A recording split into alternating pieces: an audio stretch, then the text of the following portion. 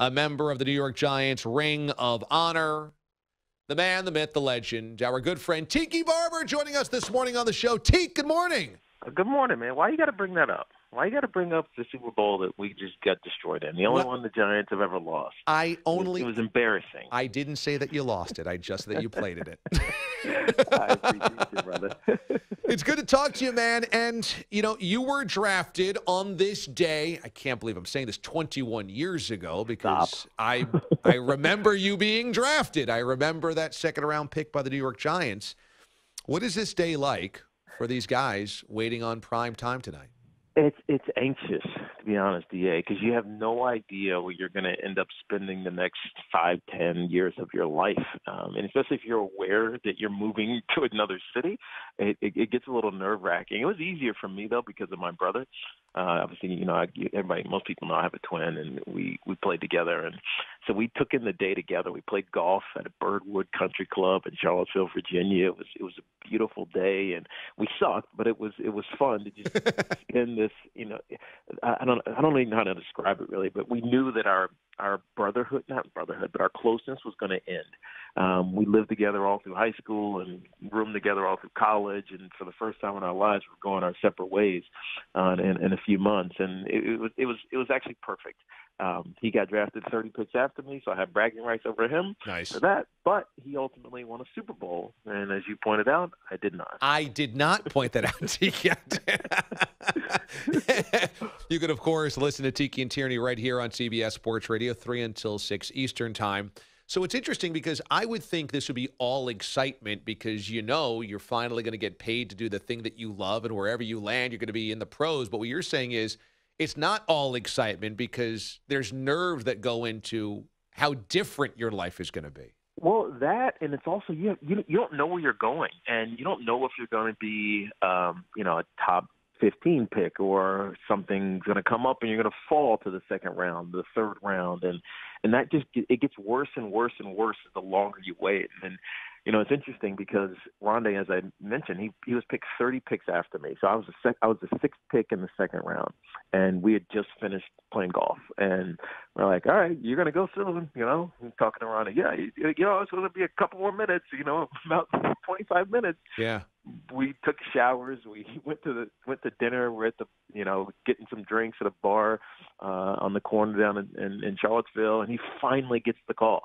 It felt like it was forever later, but it happened. It was only 30 picks, but it felt like forever.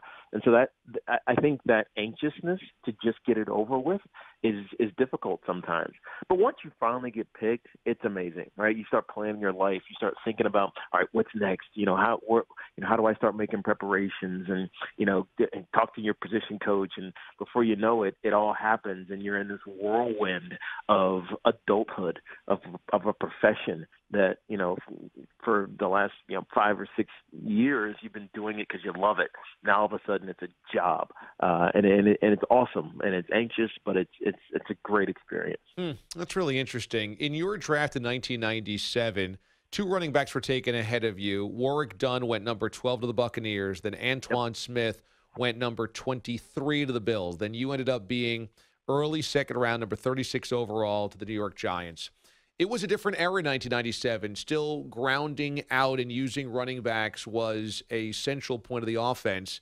How different is it now when you assess where to take a guy like Saquon Barkley, considering he's so talented, but that the league has evolved so differently since you were in it? It's very different, DA, and it's interesting that draft that you're talking about, Smith notwithstanding, Warwick Dunn and I were in a unique role as running backs, right? Because we weren't that 6'2", 230-pound guy who was going to go get you 3 yards in a cloud of dust. You were going to run us to the edge. You were going to sometimes mix us in between the tackles, but use us as a receiver out of the backfield. And it was new. It was nouveau to the league. There's really only one guy doing it at that time. It was Marshall Faulk.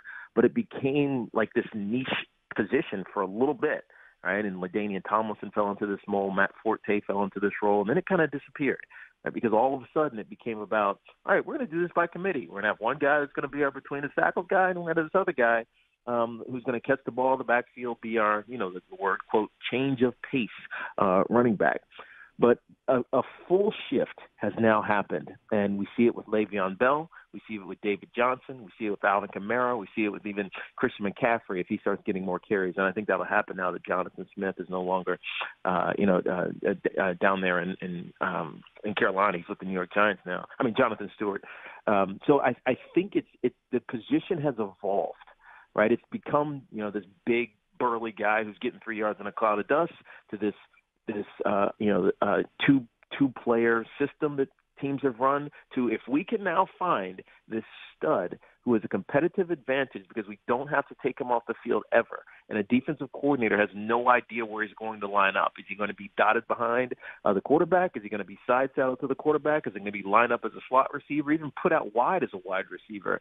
If you can find that guy, it's an evolution of the position of game planning, and we have a few of those. Saquon Barkley is certainly one, which is why I believe he should be a top 5 pick, and even Sony Michel from Georgia, he can fill that role. So I love where the position is going. Where at one point we were talking about it being devalued, now I think it's being reevaluated, and guys are starting to play to it. Wow, that's a really interesting point. So you actually think the versatility of Saquon Barkley, even though the game has evolved past one running back carrying the ball 25 times a game, you actually think the versatility of Saquon Barkley makes him more valuable, and that's Absolutely. Why he should go high. Absolutely. That's why it's so hard to figure out how much Le'Veon Bell is worth, right? Is he worth the 10 or $11 million that a traditional running back should be paid, or he catches 85 passes a year?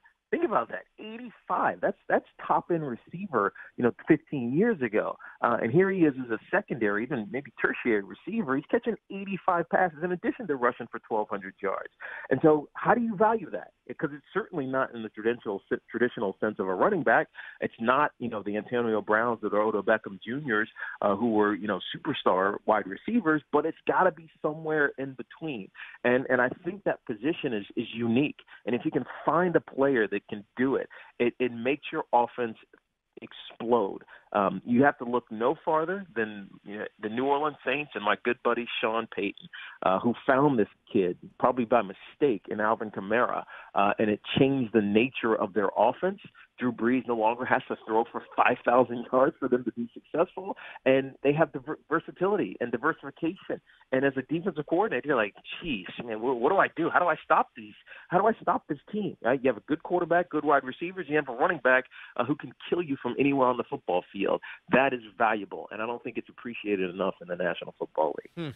Tiki Barber joins us. Tiki and Tierney, of course, every day right here on CBS Sports Radio, 3 until 6 Eastern. You can also watch that, of course, on the CBS Sports Network daily. So do you think your old team, the New York Giants, should take Saquon Barkley then at number 2? I think that NFL teams should take the best player available and stop this whole we draft for need. We need this guy. We need this position. We need XYZ, because you end up looking at a position and not necessarily looking at the best player. And so we get enamored with things that don't matter, DA. We start talking about, man, that guy looks fantastic in his underwear. I'm talking about the combine. That's just in shorts and T-shirts, no pads on. Man, that guy he runs an unbelievable 40. Well, look at his hand size. Look at his cannon of an arm. He can throw it 60 yards downfield. And what we've neglected to put a premium on is this guy productive? Like, what does he actually do when the pressure is on and he's got to go make a play? What does he do? We don't talk about that enough. And so that's why when I evaluate all these quarterback situations, I think about these quarterbacks that we're talking about. I look at, the Baker Mayfields and the Josh Allens and the Josh Rosens, and I say, all right, did you perform? And the one guy who performed was Baker Mayfield all the time. Right? Whether it was throwing into tight windows, his completion percentage was 56%. The rest of the guys are 20 points lower, right? Whether it was completions on third down, which he did at a clip that was unbelievable. Josh Allen, Josh Rosen, those guys didn't, right? It's the same thing can be said for playmaking ability outside of the pocket. Who did it consistently? It was Baker Mayfield. All those other guys, there's question marks. And so when I look at who's the best quarterback, these things, by the way, translate. Right? These aren't things that you just talk about. These are things that translate from college to the National Football League, and we discount them because we get enamored with nonsense, and that's what happens in the draft. I look for best players. DA. Best player in this draft is probably Bradley Chubb. And second best player is probably Saquon Barkley. The third best player is likely Baker Mayfield. I actually, in my mock draft, I have those three going 1, 2, 3, just like that.